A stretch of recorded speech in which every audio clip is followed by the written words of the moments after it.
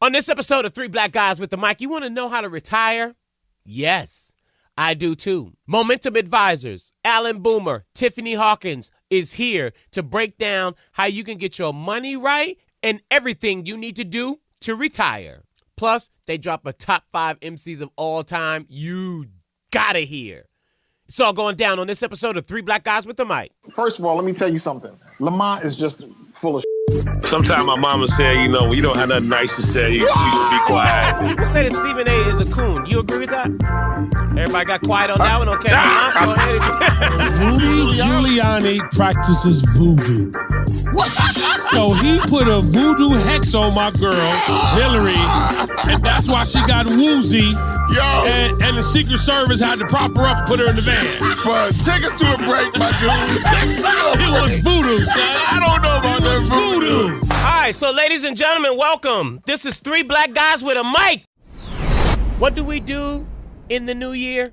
We always try to change our eating habits. We want to be better, we want to eat healthier, and we want to make sure that we're putting the right things in our body. So we want to make sure that we're eating fresh food for 2018. No more frozen food. That's why we're sending you to Wendy's.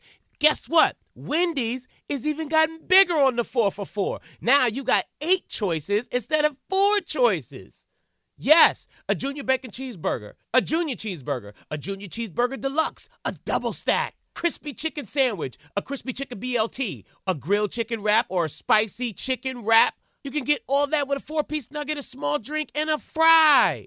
All at Wendy's. So head over to Wendy's, get yourself something fresh for lunch or dinner, or if you're just in the mood for a snack. So head over to Wendy's right now and get yourself a Wendy's 4 for $4. Welcome with to another 8 episode choices. of Three Black Guys with the Mic. Spud Offer is not here, valid in Lamont Alaska and Lamont Hawaii. is here. Now, back and to the from show. Momentum Advisors, did I say that right? Absolutely. Tiffany Hawkins is here. Allan Boomer is here. Yes.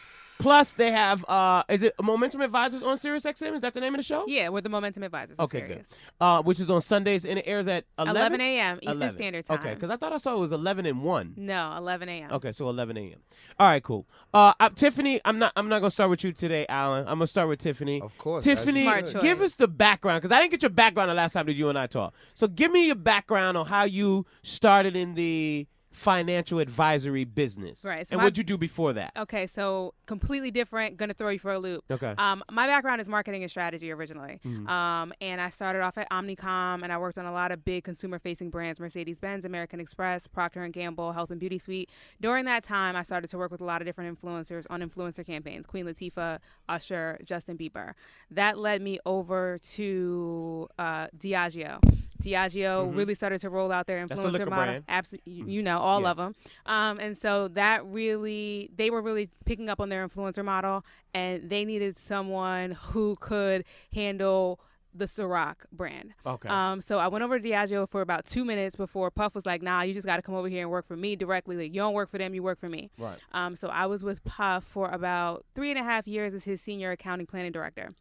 And my responsibility there You can have like a 3-hour conversation about how that job by itself was. Lord. And so what that entailed was identifying basically handling all of the funds that came into each brand, identifying what would be a good investment on a consumer-facing level, that to bring him more money, to bring the parent company more money, and for us to enlarge and increase our budget every year. And so when you talk about brands individually, you talk about the So brands of the Cirocs? No, so it's the Ciroc Diageo relationship, the Sean John Macy's relationship, the Revolt So Comcast everything for relationship, Sean John the Bad Boy relationship. So all of the brands, and kind of again identifying where and how we spend money to bring more money in and to make it a stronger investment for our parent companies that we have to report to.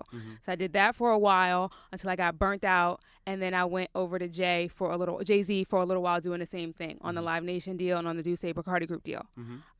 Then for real, I got burnt out and decided to take a break. And the plan was to take a couple months off and then come back and get a job, but that's not what happened. I ended up taking a couple months off that turned into over a year, and I wasn't feeling that, and started my own company. In my own company is when I met Allan Boomer, which is even funnier, and I'll tell you why in a second. His company became a client of my company.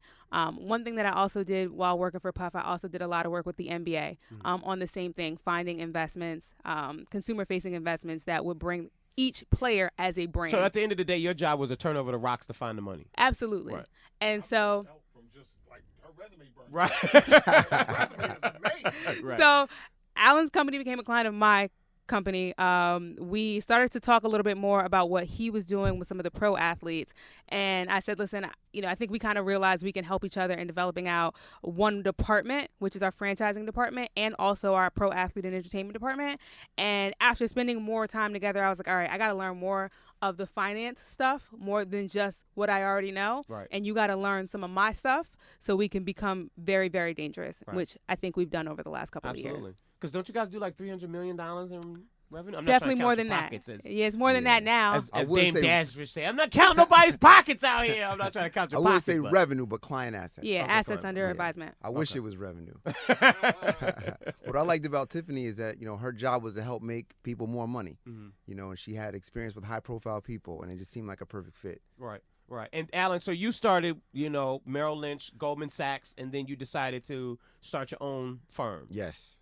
Yeah. Why? Tell them. I know you told me before. Yeah. But just so we know and we clear, why Yeah. you decide? I mean, because you could have stayed, Yeah. and was like, might as well just be. Yeah, I'll tell you. in the corporate world. It wasn't an easy decision because Wall Street folks make a lot of money, Right. and when you're leaving a place like Goldman, I mean, for a lot of people they've never heard of Goldman Sachs, Right. But Goldman Sachs Especially was like in the black community. Yeah, no, for sure. Right. I mean, Goldman. When I talk sports, I mean Goldman's like the the Bulls in '92. I mean, Right. that's how good Goldman is on Wall Street. And so when I was leaving Goldman, I had offers from every other investment bank on the street. But the reason I left is because I'm watching my CEO testify before Congress that Goldman Sachs did not have a fiduciary duty to do what's in the best interest of its clients. Wow. Which seems like a small thing, but I thought that we did. I didn't even know any better. I'm sitting there with clients relying on me for my advice, but he announced on World TV that we don't have a fiduciary duty. So hold on, wait, Yeah. 1 second, and not to cut him off. I just want you to break that down.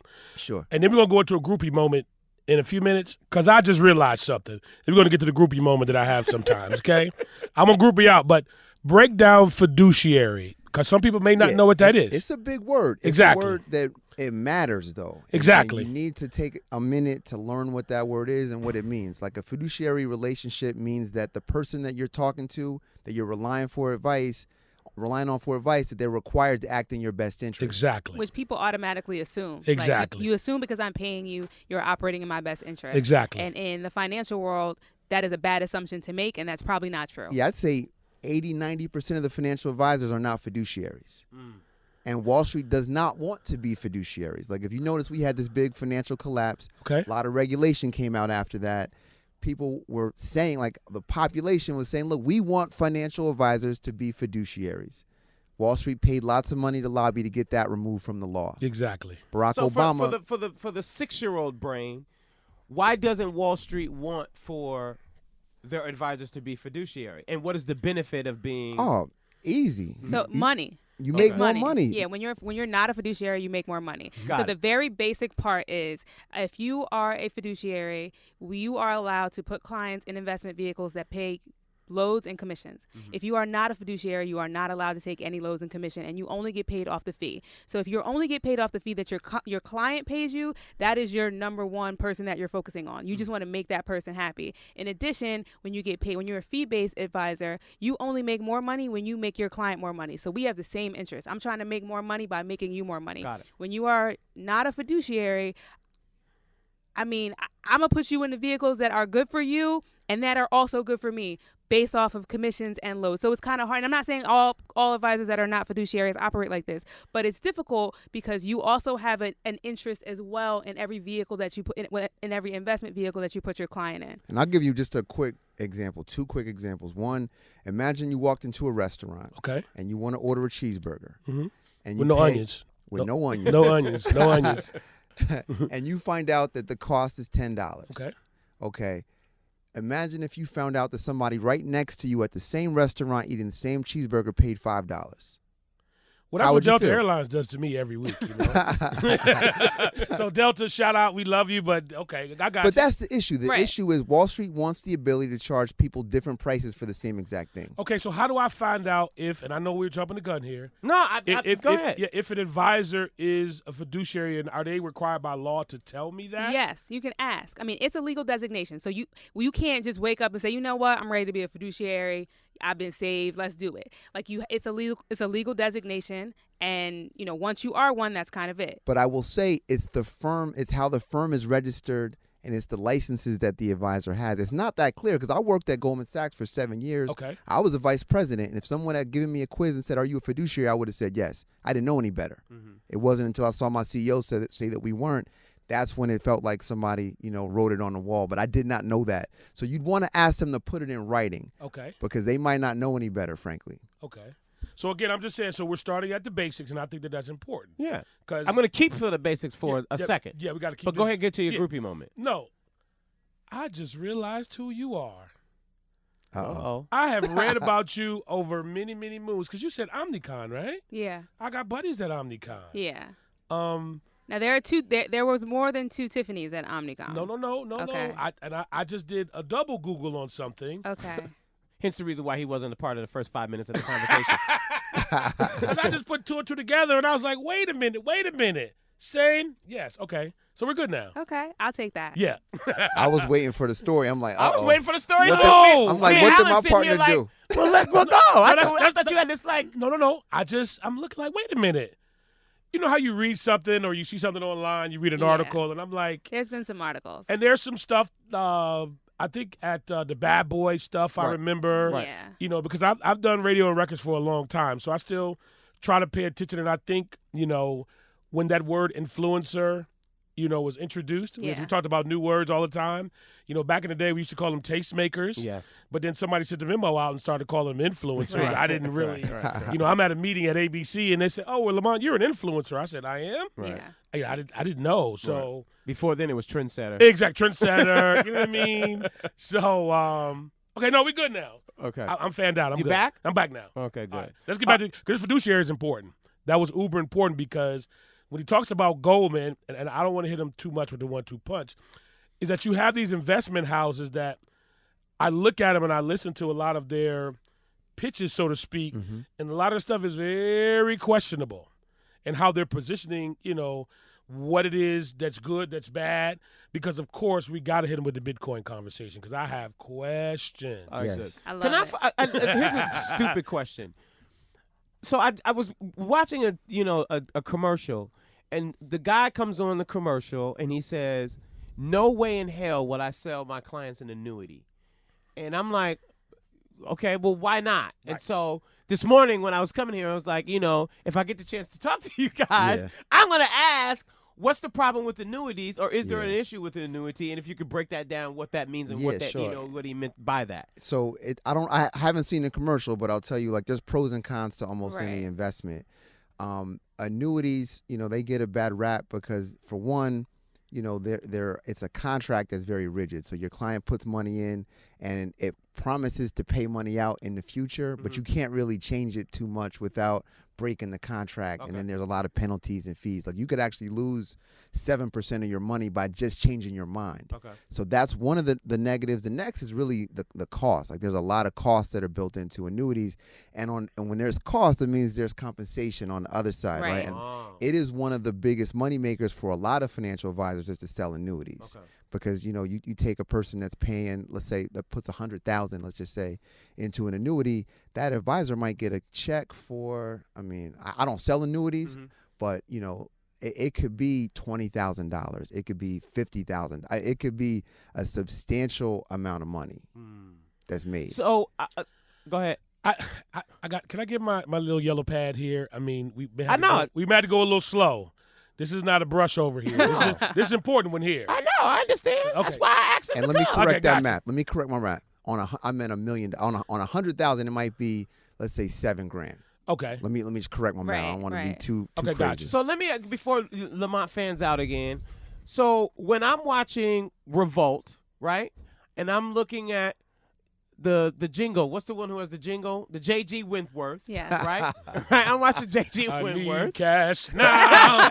1877. Is that what we're talking about in regards to annuities? It's similar. Okay. It's similar. What J.G. Wentworth is doing. I'm laughing because I've seen the commercials. Yeah, that's the jam. They got the boy band and the whole 9 yards. if I'm remembering it right, it's like, people that are getting structured settlements where they're getting payments over a long periods of time. They're saying, look, we'll give you a lump sum up front. Got it. That's really the concept. The annuity would be the opposite. It would be, you have a lump sum of money, but you want to instead get payments like a pension. A pension is one where, once you get over a certain age, you start getting a monthly check.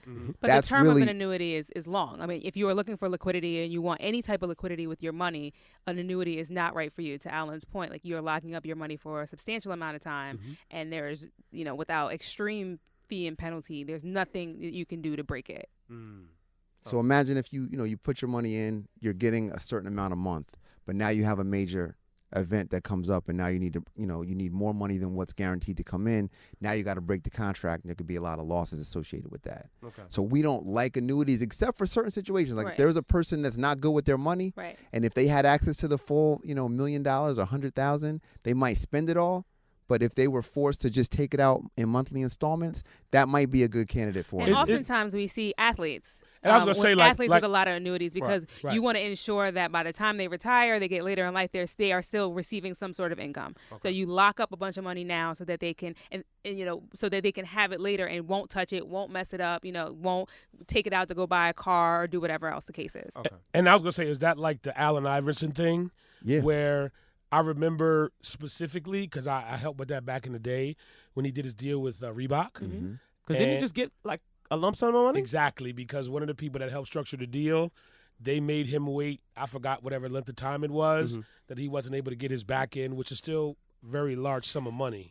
Who is your client? I mean, what does that person look like? Is it just the basic person? Is it the $1 million person? Is it, who's your client? So it's a little bit of everybody, but the thing that the misconception that everyone has is when we say the $1 million client, they think I have to have $1 million in the bank, and that is not what we mean. You have to have $1 million in assets, which means if you have, and again, that's not even our threshold. Okay, so Tiffany, the reason I'm cutting you off is because the goal of this conversation is for me and for all of us is to make sure that we're educating people about finances and wealth and longevity at the lowest common denominator, so they understand why it's important and what they need to do about it. Right. So our minimum threshold is $250,000 in assets, right? That means so break down assets. Right, exactly. Means. So assets mean money that you have in your 401k. Okay. Any retirement plan that you have, that if you have $250,000 in your retirement plan, you are eligible to be a client of ours. Okay. If you have money in a brokerage account, if you have money saved, we don't, those are the things that we consider assets. Oftentimes people think it just means you have to have liquid in your checking account. In your checking account. Gotcha. We mean in total assets, all the money that you have, again, oftentimes people's biggest investment in life is their retirement plan. Right. We include that. And what about their home? Does that count or no? No. Okay. Go ahead. I'm sorry. I just wanted to just make sure. Yeah, so the clients, it's your parents, it's my parents, it's folks that want to retire one day and they've started putting money away towards retirement. It's folks that, someone passed away and left them an inheritance. It's a person that owns a business or that sold a business, or it's anybody. But that it's also just anybody who's doing who's doing well for themselves in some capacity. You know what I mean? Like I hate to kind of put specific labels on it, because we get people all the time who are none of those things, but they have good jobs, or they've done, or not even. We get a really good amount, especially lately since being on Sirius, of older people who have never made more than $50,000 a year, but have $1 million saved somewhere and put all their kids through college cash. How is that possible? I'm trying to find out too. I'm like, you need to come work for us, Like, but we've gotten a lot of that lately, and they're like, oh, we just bootstrap, but houses are paid, and again, it's a different generation it's for sure. Discipline. Really, it's discipline and consistency. I know Tiffany uses that word all the time. It's it's the small decisions. I'm sure these people don't have 17 different premium channels on their TV when they get home. Oh my God! Is he talking bad about me, man? And my cable bill and your bins that's outside? And no bit. Oh wow! It's not outside. But yeah, oh wow. Okay. I'm not talking about you, bro. Right. It's okay. We're all guilty of it. Like I've got. Allan has all the channels. I've got all the channels. I can't lie. I'm not gonna be the guy that makes $50,000 and retires with $1 million, but. It can be done is what is encouraging. And it's really consistency in the sense of every year putting money away in your 401k. Indeed. every year trying to aim to put in the maximum, which is, it's $18,000 for someone that's making over 100 or at least 100. It's 18,000, or it's 15%, or 18% if you make less than that. It's trying to consistently put away money every single year and have that money grow, and that's when it's working for you, when it's growing. And it's not put away what your company will match. Like, that is the biggest misconception. Like, they think maxing out is putting in the same amount that their company will match. That your company is not retiring with you. Like, put in as much as the law will allow. That is what maxing out is. If you were going to a college, high school, whatever, in a low-income neighborhood, right? Let's speak to that level, right? I mean, we're talking about, Detroit has a higher, poverty rate. Boston, places that, that. What is the message in order to be able to get to being your client, right? If I don't have the amount of money to be able to put into my 401k and to be able to max it out, what are my prerequisite steps in order for me to even start to even get in the game? Because most people, unfortunately, especially in the black community, we're not even in the game. We so far from it that it becomes overwhelming that we just feel like, okay, I'm not even going to be that's not even for me to even accomplish. $250,000 to the average person who's 34 years old that's making $30,000 a year, who's a teacher, is like, I can't listen to them. I don't got $250,000. But that doesn't mean that you can't achieve that, right? Yeah. No, that's great. I mean, if I were talking to, as you mentioned, if I was in Detroit talking to talking to students or even their parents, I think one of the biggest investments you can make is an investment in yourself. Figure out ways to make more money, and go back to school, whether it be 4-year college, 2-year college, trade school, learning a skill. I see so many people that have skills that they're not monetizing. Look at all the people that spend tons of money, tons of time on social media. Right. There's companies out there. We know guys that have started companies and they'll manage the Facebook account for a guy that owns a business and get paid a few $100s a month. There's a lot of different ways to make money if you're willing to make that investment in yourself. But I also think people get sticker shock. Like, they hear $250,000 and say, I don't have $250,000 today. Nobody's asking you to have $250,000 today. Right. We're asking you to get there. And getting there requires, again, the term consistency. Yeah. Like, again, that $30,000 teacher, because we know some of those $30,000 teachers will put away $100 or $200 into their retirement plan, their 403B plan, with their employer matching it, and it growing every year, so that while you might not have put $250,000 in, you will end up with $250,000 in a certain amount of time, and you weren't even paying attention. So, like, it's available. I think oftentimes people just get such great sticker shock. In addition, no, you might not be able to do it in this moment, but if you are young and if you will eventually make more money. And I'm not saying you're going to make tons of more money, but if you stop increasing your expenses and you continue to make more money, that gap is that money that you need to put away somewhere and put away to grow. And how do you change the behavior? Because that's what this is really all about, right? We talked about it the other day in regards to the brainwashing, where most millennials are influenced by throwing away money and not saving money, right? Where you're influenced by watching Love and Hip Hop, or you watching the videos and you see Jeezy is your man, and you see Jeezy throw $30,000 in the club, and you like, I can't wait to throw $30,000 in the club. So are you throwing me under the bus for my Range Rover purchase because Jay-Z said, what's the difference between a 4.0 and a 4.6? That was a Benz, actually. No. That was when I bought the Range Rover. Oh. I always tell everybody that was the worst. But you can afford it. That's different. It's about $40,000 to $50,000. And we can't use the bad language afterwards. Right. But in hindsight, I could pay for it, but I don't know if at that time I could have afforded. And that's a very big difference. But I will tell you, since you brought that up the way that you did, I'm going to go ahead and just spill the tea right now from a person who worked in the entertainment industry. That $30,000 that you are throwing is oftentimes not your own money. That's a part of the fee that you were paid to be in the club that night, and then they give you additional spend for you to throw in the club to encourage other people to spend. That's the same thing with bottles. When celebrities are in the club, and I will tell you, because I've been the person, the club is giving you those bottles because it prompts everybody else to do what you're doing, or someone on your team goes to the liquor store and buys them for $20 or $30 that they actually are and brings them through the back door, and they say, give me the bottles that I paid for. So while you're paying $500, $600 to $1,000 a bottle, I have paid $35. And that is what happens all the time. That is what I have literally done that. I've been either responsible for sending somebody to the liquor store, and so when we bring out 100 bottles, you got 100 bottles? Ciroc, boy. They probably paid about $3,500, while in club value, that's hundreds of thousands of dollars, because there's a person next to you who's like, I'm not, I got to do something like that, or you're encouraged by it. That is a whole marketing plan of the promoter or the owner of the club. Come in here and throw as much money and buy as many bottles as possible so that other people are encouraged to do the same thing at retail, while you either didn't spend any money whatsoever or you went to the liquor store and did it yourself. Wow. So for me, as a millennial, and I know a lot of people don't have access to that part, because I will tell you, my first couple of days on the job, I was shocked. Right. I'm not impressed by it. You're going to need security after this. Yeah, I mean, well, first of all, you have my stomach hurting now.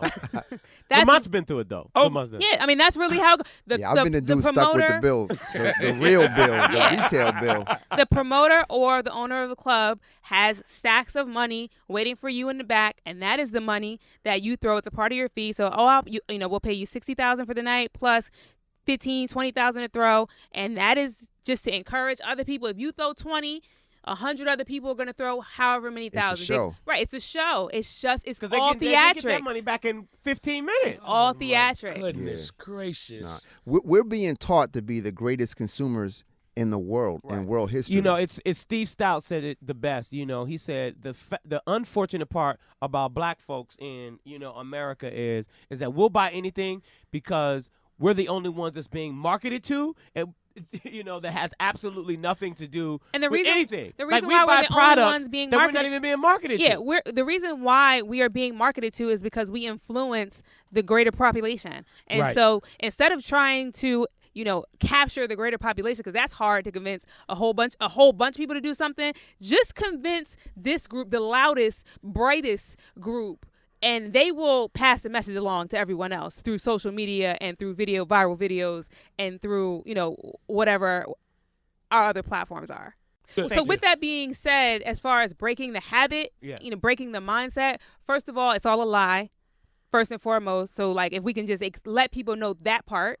Right. And then in addition to, I think it really speaks to this required, we are the generation of immediate, of everything being immediate. Yep. If I put some information out there, you can like it immediately. If I see something I like, I can click it and buy it immediately. Everything is very immediate. And that, I think, is part of the problem with our population and spending. Yeah. Because you need to buy things the moment you see it, even though you can't afford it. Right. And it's so easy. Yeah. It's just the lack of delayed, gratification. But also, let's be honest about this. I think, and they always get on me about this, is you see this thing, because it all is just a bunch of things. What it's doing is that it's telling your brain that this makes you feel better for a lot of other different things that you may have going on, whether it's a shirt or pants or a car or clothes. Because I think what you said is that there are a lot of other deep-rooted issues that make you go and buy those particular things. Like you said, certain things were marketed to. Is like, well, why is that, even like my favorite brand of alcohol, right? One time I experienced, we just said that's why my stomach is hurting. I was in a club environment. Everybody else was drinking the Ciroc and this. And, that's not my brand. So I had to ask the waitress that was in our section, because you have to have a section. Right. How much is it for what I want? And when she told me $450, all I could do was just give her my credit card. And then the next day I said to myself, why did I do that? Because I felt like everybody else was partying and having a good time. Right. You remember when you used to be able to go to the club and just buy a drink? Yeah, you what can't happened do to that? Remember, you would dance, you would ask, Yeah. you might start dancing with a girl and then ask her name. Exactly. It ain't like that anymore. But again, I take that one alcohol situation that was like my wake-up call. Like, I don't need to go to the club. I don't even need to be in that kind of environment if it's going to make you think that you have to partake in something like you just said. That's crazy, though. I mean, What? you're absolutely correct, but it's insane now that you don't even feel like you can go to the club if you're not willing to spend thousands of dollars. Right. Yeah. Like Absolutely. that's crazy. It's all perception. Yeah. My son broke it down to me. He said, Dad, the reason why you don't feel like you're hot anymore is because you don't want to be a part of the perception. You don't care about what your perception is. No. You don't care how people perceive you. You know, and I say that because he had turned 25 and excuse me, and he had his, party at the strip club, and the lady was like, and I said, I'll come through, I'll buy you a bottle, and, it's your birthday. And the lady was like, it's $198. And I was like, oh, no, you can't get no bottle in here, man. I'm sorry. I just can't. I just can't part with my money that way. Like, I just, I just can't do that. So in regards to the education process and I guess reversing the mindset, is that the reason why you guys decided to do the show? Well, I think part of us, the main reason why we decided to do this show is because we think most financial advisors speak over people's head. They focus so much on trying to sound smart that they don't connect. And so we wanted to explain all these other communities are aware of these different investment vehicles, are doing all these different things, all this legacy planning for their families, for their futures, where when they pass away, family upon family is getting money. And we always have the excuse that we don't know anything about that. Well, the information is out there, but no one's delivering it to us in a way that we understand and not making us feel judged for it, or again, talking to us at our level. So for instance, someone says fiduciary and you just nod and act like you know what's going on, and you don't. So we need to tell you what a fiduciary is exactly. Yes. So I think Allan and I really wanted to take the time to explain every single thing. We did a show called What is a Stock? Now there's probably plenty of people who would have said, yeah, I know what a stock is. Absolutely. We got so many calls, so many emails. Thank you so much. I didn't really know what it was. I didn't quite understand. And I definitely didn't know how to get one. And I didn't know where to start. But we are willing to have those conversations so that we can then have the bigger conversations. Right. So, I guess some questions that I have is, which goes a little bit backwards in the conversation, but... I'm sorry, who are you again? And where'd you come from? Thank you for joining us. Yeah, thank you for joining us. Thank you for the third. Yeah, yeah. Go ahead, man. Go ahead. You can do it now. Go. I want to know, how do where we are and where Lamont was, for instance, buying the $450 bottle of liquor. By the way, I have several bottles of that liquor, and I will only mark it up 100%. But you weren't in a club. But you didn't give me the sparklers. You didn't give me the girl in the bikini. You got to have the ice. And streamers. No. You said streamers, bro. But what is it emotionally? Because all these things are emotional purchases. The perception issue that Spud was talking about. I want to be hot, even when I'm like, yo. So many people buy, my thing is dress shirts. When I feel bad, I want to buy a new dress shirt. I don't know why. Whatever.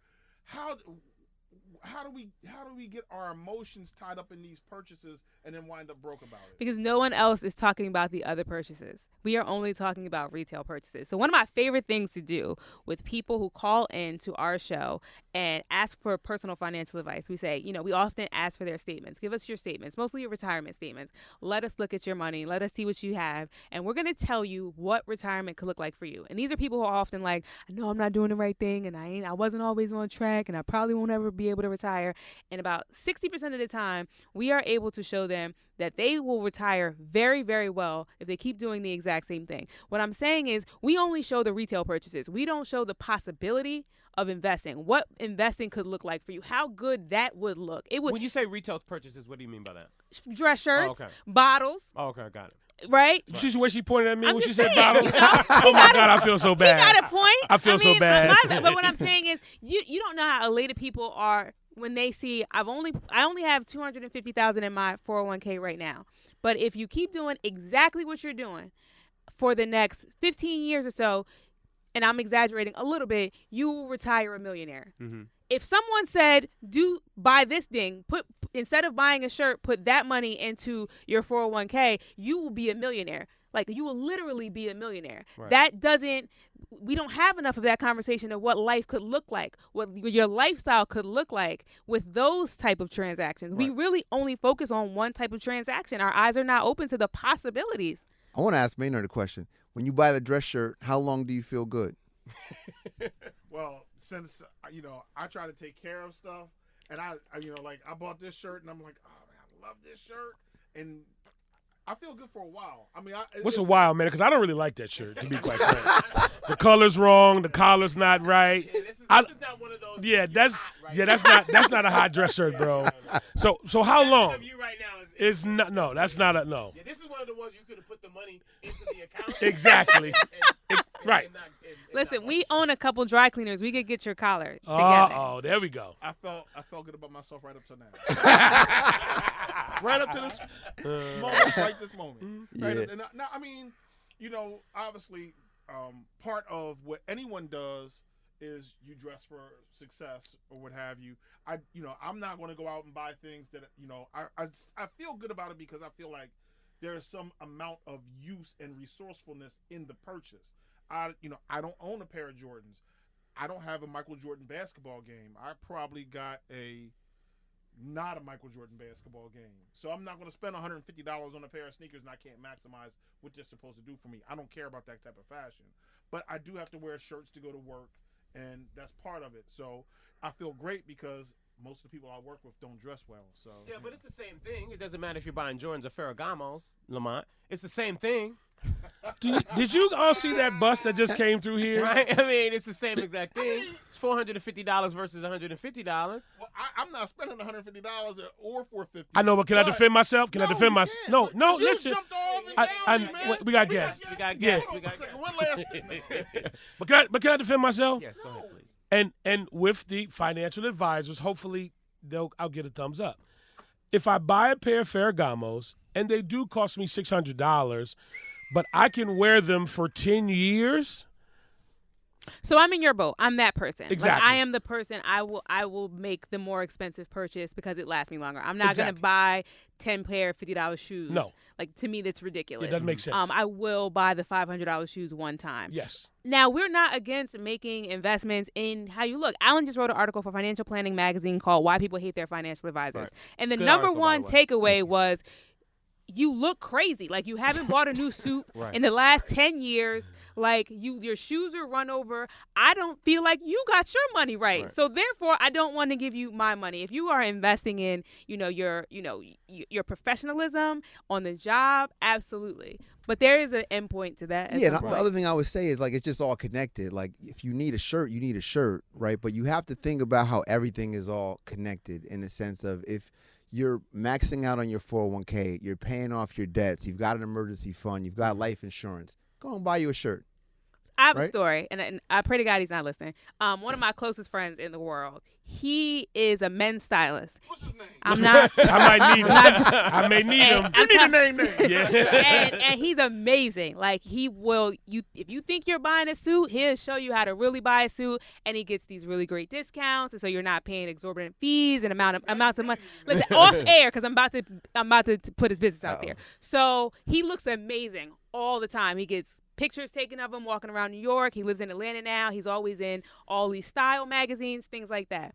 But my man has struggled financially forever, so much so that he doesn't know what it's like to not struggle. And I always want to say to him, if you could just get it together, you don't know what it's like to be able to pay all your bills, not have to worry about if someone's going to evict you or put you out, be able to buy the food that you want to buy. Like, you don't recognize the peace that comes with knowing that you have your together. Right. Because of all these other things. I don't think that we are trained to seek out that peace. Which one is better, though, Tiffany? Kind of going back to what Maynard was saying and what you are, saying in regards to, your guy, #New York. We're going to find out who he is. My wife and I argue about this all the time. I'm the, my wife is the, you can't take it with you, so we going to party right now. We doing everything right now. We're going to travel as much as you can, as much as we can. We going everywhere we could go. My thing is, no, we need to save right now. And do all that later. So, and I noticed neither one of them is right? So I'm a side. I would side with your wife if that's all you're giving me. So one of the major things about having a financial advisor is you have to have a plan and a strategy. So if you're just telling me we got to save right now and we can do it later, nope. I need to know how much do you want me to put away for how long to be, and when is later? Where's my moment where we can then do these things? Right. I think everybody has these esoteric goals and this is why people don't like putting money in their 401k, because there's just this later that feels super, super far away. And what we like to do is say, this is the plan. Put this much money away for this long. Do not touch it for this amount of time. And on this date, do your thing. Like, we have to put some strategy and some plan around things for things to feel real and to feel worth it. So yes, if you're just telling your wife later, then no, I'm not with you either. But if you put a plan in front of her and say, listen, just do this thing. I'm a woman. I'm telling. We like to be told what to do. Just do this thing. Whoa! Where's my wife? Hey, honey, are you listening? Listen, woman, did you hear what the? Now we gotta believe you know what you're talking about, and that's oftentimes the disconnect. Okay, gotcha. Okay, but all right. Just do this thing, boo, for this amount of time with me. I'm gonna do my part. You do your part, and on this date, you could book your first trip to wherever you want to go. Then it'll go a lot farther. Is it throughout life, or is that we grinding for 10 years straight and then we going on vacation, or is that we doing this for 6 months and then we're gonna take a break? Is it do you get a little party in between? You definitely get a lot of you get party, because we believe in balance. We're not trying to ruin your life. You know what I mean? It's just whatever it is. Let's just decide what it is. The issue is that people think, all right, so you want me to save all my money, every extra dime I have. We're not saying that. Let's pick a number. If you have $1,000 to save, maybe we save $500. Let's just, as long as we're consistent about something, just be consistent about something. We're not telling you to put, to ruin your quality of life, but pick something that you can be consistent about, and we can show you what that's going to mean for you later on down the line. And then you can decide, now I want more than that, or like, oh, word, that's what's going to happen. Then you can decide from there. Yeah. So first, hey, you booked a divorce attorney for the next show, right? For what? No, we don't use D word around here, bro. I'm just saying, you like, yo, listen, woman. I'm just saying. Oh, I said boo. Oh, the program director is not going for that. I'm just letting you know.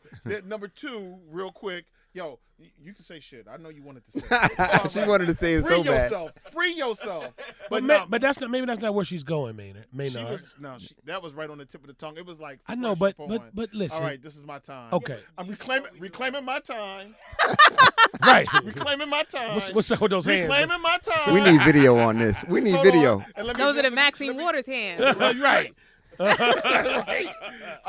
But the last thing I want to ask of all that little diatribe I just had is, what give me my 3 things, and I'm not my 3 things, but what are my 3, 4, 5 things now that because this is what I hear is, if you tell yourself that you can no longer have fried chicken ever again, you're going to lose your mind. Absolutely. If you tell yourself that you can no longer, so if you tell yourself this is the diet that I'm on, you're going to lose your mind. So what you just said is, if you tell yourself you can never enjoy your money again, you'll lose your mind. But what are my 5 things? Because this is when people want to get their house in order. At the beginning, everyone starts their diet at the beginning of the year. This year, I'm gonna pay off. Right. I'm gonna do this this year. I'm gonna get my ring back out of the pawn shop and I'm gonna, whatever. Help me understand that. Wow, man. I don't know what the question was. Exactly. I gotta get stuff out the pawn shop. Like, where are we going, man? All right, number 1. Okay, all right. Go ahead, Allan. I'm sorry. Number 1, get your ring out the pawn shop. Yeah, right. That's first. You know what? Get that ring out the pawn shop. Number 2, I got get you. your car title back from the pawn shop.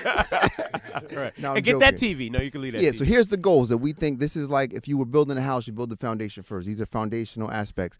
Number 1, everybody needs some emergency money and some emergency savings, and that amount should be anywhere between 3 and 12 months of living expenses. If you spend $5,000 a month, you want to have $30,000 in the bank. That'd be about 6 months. That's a goal that people should have. There's a lot of people doing these challenges right now. The 2018 challenge, you save $18 this week, $36 this week. You need to have a goal towards building up some emergency funds, because that emergency savings is what's going to keep you from adding to your credit cards. It's going to keep you from having to go down and pawn the ring or to get the title loan. So having an emergency fund should be goal number 1. Number 2, we've got to pay down these high interest credit cards. we're paying for that same bottle of, whatever that was that you Kettle drank. One. That you drink. Well, wait a minute. We're still working on that sponsorship. We got a Diageo. Well, Give him a taste. Give if him you a taste. pay for it, if you pay for it on credit, like you already felt bad paying $4.50. Imagine if the bill was $1,500 for the same bottle. That's what happens when we buy stuff on credit. You end up Very expensive money. paying way more for the same thing than what you would have paid if you paid for it in cash. So that's number 2 is pay off these high interest credit cards. People are paying 30%, 20%. And honestly, you talked about where's this money to invest. That's where it is. It's hiding in your credit card debt. Because if you would have paid for it in cash or waited until you could pay for it in cash, that extra interest that you're paying, that 30% that you're paying, could be money that you're investing into something that's growing on your behalf. I honestly feel like credit card companies steal your investment. They steal your opportunity for growth. Right. The next thing is your retirement. You got to be maxing out on your retirement, and if you can't max out, at least do 10% of your salary into a 401k. The reason why is that all of us are going to be old one day. Nobody wants to be 85 years old working a fast food counter. Right. And so the way that we are going to retire, everybody in this room, for most of your listeners, don't have a pension. My dad had a pension. Tiffany's dad had a pension. I'm sure your dads might have had pension or Absolutely. moms had pensions. Yep. Pensions are gone. Right. Social Security, I got a letter saying, by the time it's time for me to take Social Security, they will be out of money. So I got no pension, no Social Security. It means I have to put away for 401k. So let me ask that brings up a really good point, because a lot of our listeners and even us in this room fashion ourselves as entrepreneurs. And as a result, in many instances, 401ks are not vehicles that are Love available that to you us. said that, because that's where I was going. So that's not true at all. If we are entrepreneurs, for sure, And we have 401k and we have 401k plans, and there are IRA plans. That is the retirement plan for entrepreneurs. It's an individual retirement account. Anybody can have a retirement plan. And you go Google IRA, all these options will pop up. You can open up an IRA, a retirement account for you as an entrepreneur, and now you are officially in the game. There's IRA. You can do a 401k. You can do they call it an individual 401k. There's a SEP IRA. There's a lot of different options for entrepreneurs. But for entrepreneurs, because when you're an entrepreneur, your money comes when it comes. Right. How do you be consistent with actually feeding the kitty in regards to, your 401k? Because one month you might get a $10,000 check, and then the next month you might get zero. Yeah, now you need to budget. Like, for one, you already know this. You have to pay your taxes too. Right. And we try to tell people to either A, pay the money as soon as it comes in, or B, pay it into an account and then hire a paycheck company, a payroll company to take the taxes out for you before it goes into your bank account. But then if that payroll company is giving you your money net of taxes, tell them to take money and put it into the 401k. Also, it's just budgeting. It's treating it like a bill. Like, if you had a bill, you'd pay it. Right. Right? Right. Pay your retirement like it's a bill. That's really the concept. Are you going? Uh-oh. I got I'm more. not trying to beat you guys up. No. But here's the deal, and I'm glad, again, that we're having this conversation, because I always say that when you tie up someone's money, you tie them up, period. And I just think, from a generational standpoint, our community, we don't have these conversations. And that's the biggest part, is our generation. But part of it, and I always tell this when I talk about my parents did a very wonderful job raising me and my brother. But the one that they didn't tell us about is that when they sent me off to college, and American Express was sitting there waiting on me, said, "Oh, wait a minute, you're a college student. Let me give you this credit card." See, Mom and Dad didn't know what that was. I had that exact story. I've told that story on air several times. Right. So I got an American Express card, 3 minutes on being on campus, because they had a table set up. Absolutely. And the only reason everybody had a table set up, but I went to American Express because their card was clear. It was called the new American Express Clear Card, and I had never seen a clear credit card before. So I had to have one. I gotta have the pop and clear credit card. Got the credit card. Went to the Gap with my boyfriend. Tore the Gap down. I bought so many sweaters. You need a sweater? We gonna be fresh together, right? You get a sweater. We're going to be fresh together. Right. Ran it up, and I said, well, I based on what I know about how credit cards work, I pay like $20 here, put $20 there. That's it. That bill came, and it asked me for all my money at one time. So much so, I was like, I think I'm not reading it right. I went to my roommate in the dorm and said, Can you find a part where it tells me the part that I have to pay?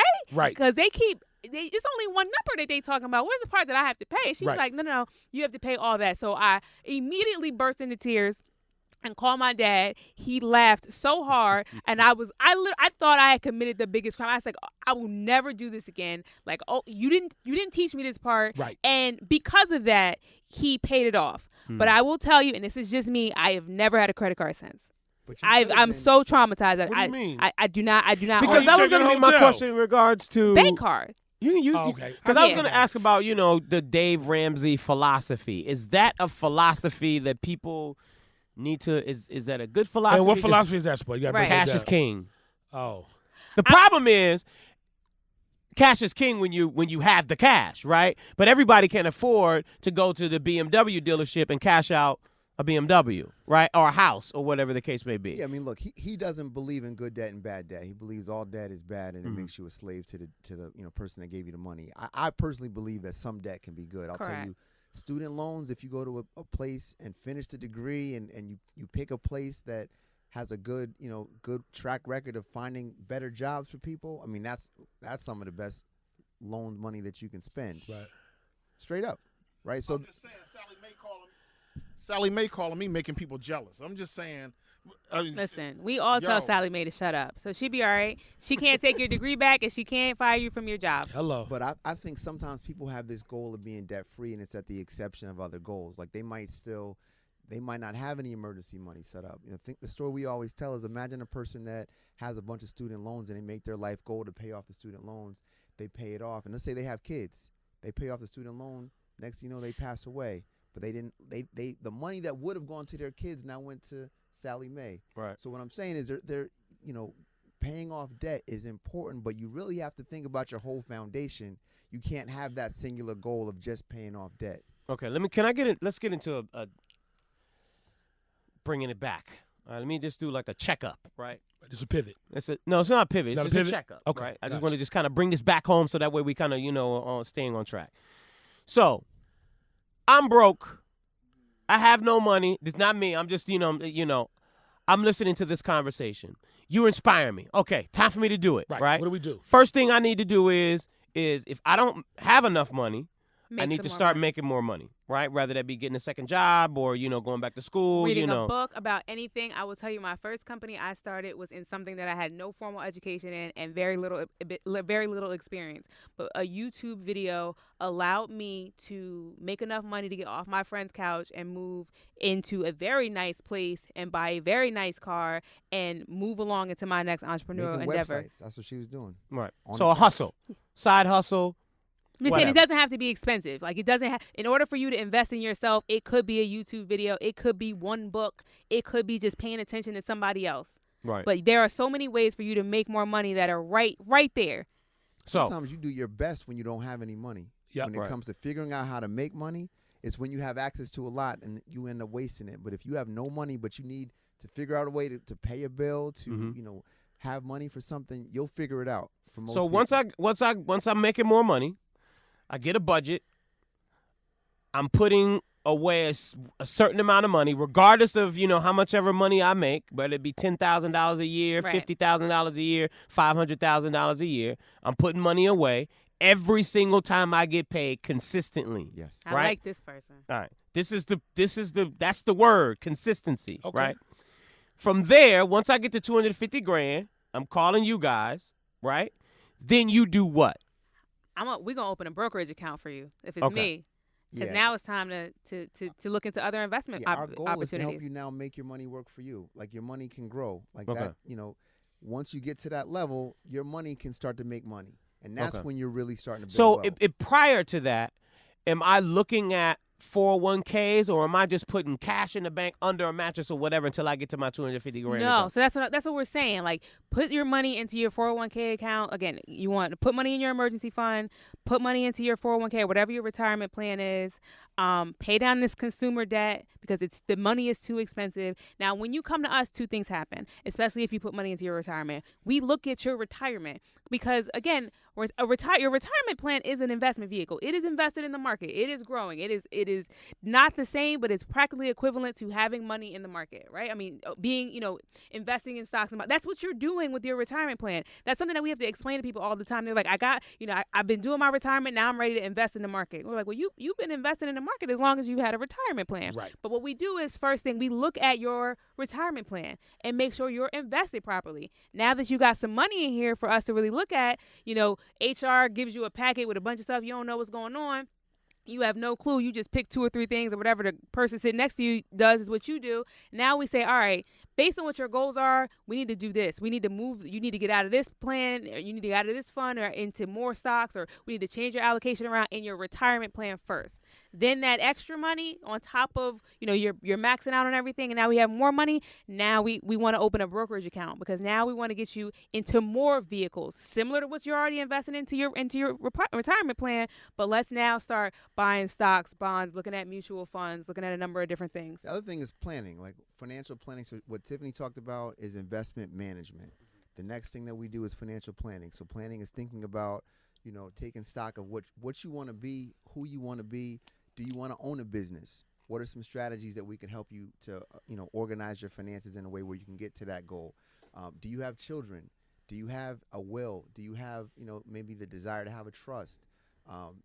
Taxes, charity. We help you to really think about all of the aspects of your financial life. One of the things, though, I think I just heard, and I want to make sure that that I'm hearing this correctly, because what Spud said is like, we want to get, I got $250,000, then I call you. Can I call you if I got $250? You can. You just can't be a client. Yeah. One thing that we That's do what's up. That's great is people reach out to us on our website all the time. So do I need $250 before I can even reach? I mean, no. We literally we have conversations with everybody all the time. Literally every day we have at least 3 to 4 calls from people who have tweeted us and say, listen, will you talk to me? Or people who have sent us an email, I listened to you, I saw you somewhere, will you talk to me? And we get very detailed with these people. It's not just like, work it out, do better, See you in 6 years. It's like, all right, what we doing? We had a girl call us last week. She was like, listen, my credit's bad because my mom bought a car in my name and didn't pay the car note. So I'm paying that car note. I'm not really in a good job. What can I do? We will talk to and give advice to practically anyone, and then we expect you to take it and run with it. And the hope is that you will call us back when you're in a better financial position to become a full-time, all-the-time client. Yeah, we'll give people books to read, a list of books. We won't buy them the books. We'll give them a list of books to read, websites to go to, and really encourage them, because a lot of people in that circumstance, I've been broke. I can't say Tiffany's been broke. I've been broke. Okay, I can't say it. I mean, Tiffany out here buying sweaters. I'm not broke anymore. But we want to encourage people, really. We want to encourage people because I just think for far too long, black people have been bad with money. Yeah. And they don't teach this to you in school. They teach you how to do a push-up and jumping jacks. Play the recorder. They don't. I'm sorry. Wait. Let's let that breathe for a minute, because he's kind of on point. Because their ice is a little colder over there. Oh my gosh! Anyway, no, wait a minute. Let that go. Hold on. Why we can't go with the ice, bro? No. But anyway, he just said that. No, he didn't say that. At any rate, anyways, so to Lamont's clients, right? Because Lamont's Bergen County, $250,000, $1 million clients, friends. I want to make sure you get it right. It's Bergen County. Okay, Bergen County. Okay. Sorry, not Let's Bergen. Get it right. Okay, so Bergen County, whatever it is. So for those who are at that threshold already, what investments do they need to be made? What do they need to stay with? Lamont mentioned about the Bitcoin earlier. Is there anything that they need to be paying attention to right now in regards to stocks? Is Bitcoin? From a short-term perspective, in your opinion. Very short-term. And that bubble might be over. We might have missed the boat. It might be over. Bitcoin came out in 2009. Exactly. We're just talking about it, 2017, 2018. But what about the other cryptocurrencies that are out there? Will there be another that will? Yeah, so I've been looking at Ripple really hard, right? And I've been looking at it for about a month now.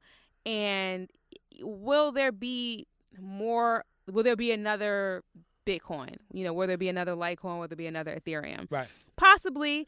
But what's happening now is everybody knows about it. It's like it was cool. Like you were making money when it was a secret. No doubt. Now that everyone knows about it, the government's sniffing around, Hello. regulations happening, people are cracking down on it. Yeah. It might be over for all of cryptos. Right. Now, Allan and I, we believe immensely in blockchain.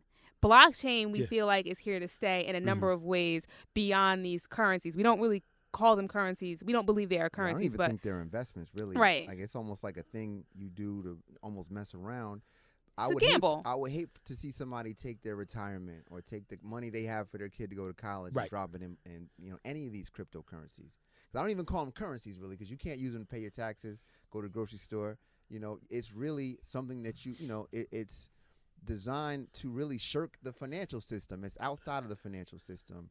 And currencies don't trade like the way Bitcoin and all these cryptocurrencies trade. There have been multiple times when they've dropped 50% in a month. Stocks don't even trade like that. Gotcha. Like 2008, stock market dropped 50%. Last time it happened before that was 1934. So these cryptos are very, very volatile. But are they real? Again, it's like gambling. If you like to go to Vegas and put your money up and see if you win, then cryptos are for you. But Right. even then, I think those big spikes and those big highs and big lows, I personally think it's over. We've invested in cryptos. We gave cryptos out for the holidays, so people are in the game. It's fun. You know what I mean? I'm not giving out retirement contributions for the holiday, but I'll give away because it's fun and it's just something that we're all talking You about. replaced it with the sweater. There we go. But it's definitely. So, Allan, you invested in some gyms? Yeah. You got some franchises? Yeah. So in regards to franchising and people getting involved in franchising, people who have the money to be able to do it, what do you need to look for? And how are you looking in regards to going into other markets? What are you looking for in regards to That's locations? a great question, man. Franchises, to me, it's the perfect investment for somebody that wants to have a business but doesn't really have a business plan. Meaning that they want to borrow somebody's business plan. They want to borrow somebody's brand. And they also have the skills that it might take to execute that plan, right? So, for example, I might want to own a restaurant, but I don't know the first thing about the business side of running a restaurant. Perhaps a franchise could be something to look at. And that's really what it is that, it's for people that know the industry they want to be in. They've got some skills, they've got some capital, and they just want to borrow a proven business model and a proven brand. That's what franchising is. Now, one thing about franchising, we are both franchisees. We're multi-unit franchisees of multiple concepts.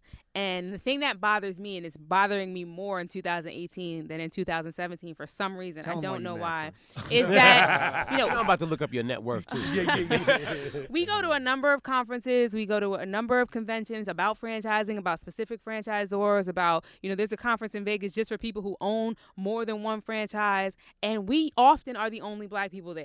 Amongst hundreds or oftentimes thousands of people, we go to franchise conferences just exploring new franchises. No one else is exploring them that look like us.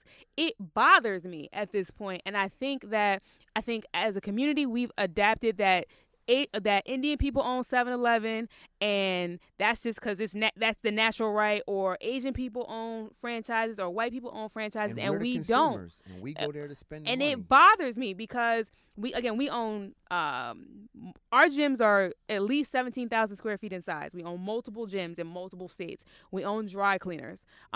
We will own something else as soon as I figure out what it is. Yeah, but and the issue on the franchise, the reason why I like them, the reason why Tiffany likes them, why we're doing them, we're sitting here right now, but we've got people 3 states away getting their clothes dry cleaned, buying smoothies at the juice bar, lifting weights, and we're making money off of it right now. We're not doing anything about it. Right. And so as wealth managers, our goal At least is now we know why you decided to come today. We ain't got nothing else to do. Our money's already made. We're already making money, so we'll come by. Listen, man, we're honored to be here. Checks man. cash, This is y'all. I just checked the account. We ain't got nothing to do today. So Maynard, listen, Yo, we gotta hit him. we got to know. Uh-oh. We gotta know. I Here mean, it comes. I think You want me to ask or you want to ask? no. I'm asking. I'm just gonna say ladies first, bro, because I'm anxious. All right, so here we go. We bring guests on a regular basis, and we like to get to the bottom of it with them. Because all this talk about getting money and building your wealth. Yeah, forget all that. We don't care Forget all about that. Not right We now. don't- You know what I'm saying? No. That's all good and everything. E.F. Hutton. Short version. Right. Short version. Top 5 MCs All time. Now let me make sure I clarify I don't have no problem with Let's that. get busy. time. What you got? this. All time means I'm gonna ruffle all feathers. time. I'm gonna ruffle feathers. What you with talking this about? one. All Whoa. right, I'm bring it- absolutely bring gonna it ruffle then. feathers. Bring it. Now, the only thing I don't know if I'm giving them in exact order because You can give us 5. The top 5. They don't have to be in order. okay, then that helps a lot. Okay. So, in my 5, I do have Notorious B.I.G. Yes. One time. There you go. Okay. I also have, this is going to potentially ruffle feathers a little bit, Jadakiss. Dopeness. Kiss is dope. I don't care what, like, seriously. He's not my top 5, but that's a dope pick. I respect it. That's a hard pick. Ah. She Cam Newton right now. You know what I'm saying? She trying to cam on. You know what I'm saying? She trying to. Come on. I will then throw in, and I believe this firmly, Slick Rick. She took mine. Dopeness. That's one of mine. That's one of mine. hard. I love a storyteller. That's what this is. I love a storyteller. I mean, I'm still grouping out right now, but she's kind of. You feel me? I'm taking some points away, but you got groupie status still now. But go ahead. Okay, and this, for me, this is a conflict for a lot of people.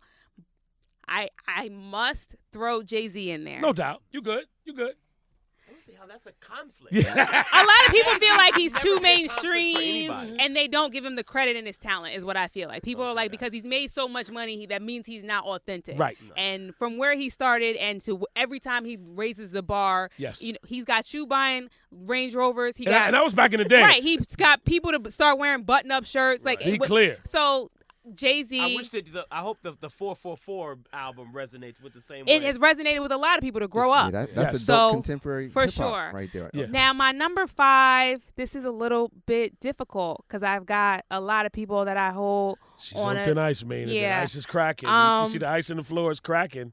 Uh-oh. I'm going to have to go with, it's a big tie here. Okay. But I'm going to throw him out there because I don't feel like he gets as much love as he should get. Ghostface. Here's the thing. It's not the typical top 5, It's not. but you can't argue with. I with none stand of by them. my Yeah, top you can't 5. argue with none of them. You got a dope 4 for sure. The Ghostface one, and Ghost ain't whack. No, Ghost is dope. Ghost is kind of dope. Well, dope. let me He's say got this. he's got a zone that I feel like Ghostface to me oftentimes reminds me of Slick Rick. They've got a zone. He has a vibe that you just feel like you're just like it's so smooth at times. But he's my number 5. Ghostface can rhyme things where you're like, wait, what? That doesn't even rhyme. That doesn't. But it even sounded said it. good. He said it right, sounded though. good, and now you're with it. Okay, Well, all Mr. I'm gonna say, Boomer. Ghost put a lot of biscuits on my I'm plate, sure. so I mean I can't. I'm sure. I hear, but I'm feeling still a little funny about that one. You know what I'm saying? Anyways, Mr. Boomer. Yeah, what you All got? right. I need your All right, top I'm trying 5, to bro. whittle it down. Okay. It's hard to whittle it down, but Biggie number 1 for me. Be clear. Biggie for me number 1, hands down. Yes. Not just for the rap, but his contribution to just society Yes. and manhood. Yes. So Biggie number 1. I'm gonna say I gotta say Nas, and I'm gonna say Nas because she said Jay. I'm gonna skip Jay. I'm gonna say Nas. Okay. Then I'm gonna go Andre 3000.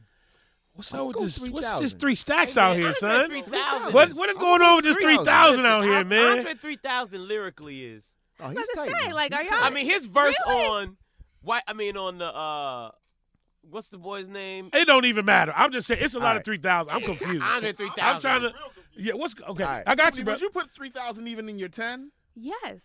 Oh, 3,000 is there. Oh, he's there. International players? Come on, Come man. on Y'all now. go. Come on. Come on. I don't know. Yeah. So he's still dead. He's dead. I done killed him. He's dead. All right. She And said, I'm supposed to take financial advice. all right. Now I know you're gonna get mad at this one, Uh-oh. and I'm honestly trying not to repeat her list because we have some of the same ones. Okay. Y'all gonna get mad. Y'all gonna kick me out. I like Grand Poobah. Grand Poobah. I'm telling you, raised me hip hop Siri. wise. Remind me to delete Allan. All right, and then my Nah, last. Grand this Poo one- was dope. Grand Poo was Yeah. That if she hadn't said Slick Rick, I would have said Slick Rick, but she took that one, so I'm gonna go Grand Poo. My last one, and this is I gotta give a young cat some love. I gotta give it some love. I like Kendrick. Yeah. I agree. think Kendrick is moving up. I like Kendrick a lot. Kendrick's dope, but I mean, all time, that's so. It's early. It's early. early. But you see how my He got two. It's he got early. 3 albums now. This Black Panther soundtrack though is going to be a problem. I need my So, list to span watch like out. 30 years. Yeah. My list spans. That's how I like to build my list. Here's what I'm gonna say, and y'all can get me. I saw Kendrick Lamar perform at it might have been an All-Star game. It was I was at an ESPN party. It was in the city. It was in South. Whatever it was in New York. And when I was watching this young man perform, it was like having a dry piece of toast. I mean, it was the most. Me and everybody at ESPN, choke we looking at each sandwich. other like, "Yo, Lamar, is that your man up there?" I was like, "Well, I don't know the brother, but Yeah. it was bad." Really? On record, he's amazing. Right. It depends on what it is that you're looking for. And I know everybody's going to be busted. Maybe a couple of years ago. It was something ESPN. I don't even know what it was. It was something, but I remember it was somewhere downtown, big outside venue. It's 3,000, 4,000, 5,000 people in But there. you know what, though, It was Lamont, bad. And it may have been bad, but you know what? 3, 4, 5 years ago, how long Kendrick been out? Right. He's come a long way because his And- live and- performances now yeah, are pretty great. performance I saw was. And this is the thing about rap performance in general, like especially for somebody like our age. I grew up seeing like an Earth, Wind, and Fire or somebody like that. They would literally set the stage on fire. But what does Earth, Wind, and Fire have to do with Kendrick? What I'm saying to you is, What are you talking? We have guests, man. rap performances have a high bar to get to because it's a dude with a microphone. When you would go back and look at some of the performances that at least I grew up watching and my parents were like, yo, George Clinton and the Mothership, like, yo, that was an amazing That's deal. not rap, man. What I'm trying to say, We got to rap, man. We got to go. What are you talking about? shut up and let me finish this. Hurry up, man. What I'm We saying gotta go, is man. rappers have a hard hill to climb because you're just Jay-Z there don't with have them. Sure it is. Jay-Z's shows are Yo, great listen, I saw because Jay-Z's joint, Drake's joint. Yeah, Drake's Drake was amazing. up there was by himself. Wait a minute. And he ripped it. Wait a minute. And y'all didn't mention you didn't mention him, and I wouldn't put him there. Allan, Kanye Tiffany, West- thank Kanye you West's guys show is on fire. So very much for Yes. you know. Absolutely. Thank you so much for having us. We Did you totally. understand what I was saying? No, Yeah. no, there's Yeah, I no. think This is you the lost hard me edit on that time. one. This is the hard edit time. No, they did not.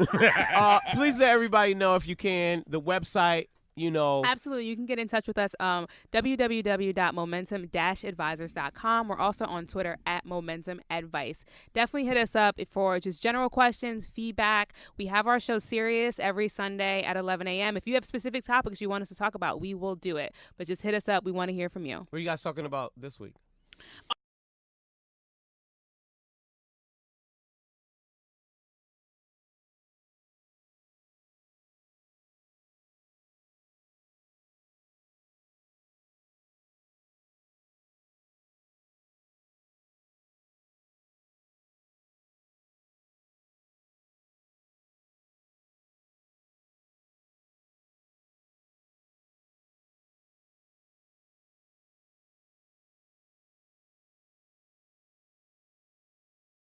Again, next Tuesday right here on Three Black Guys with the Mic.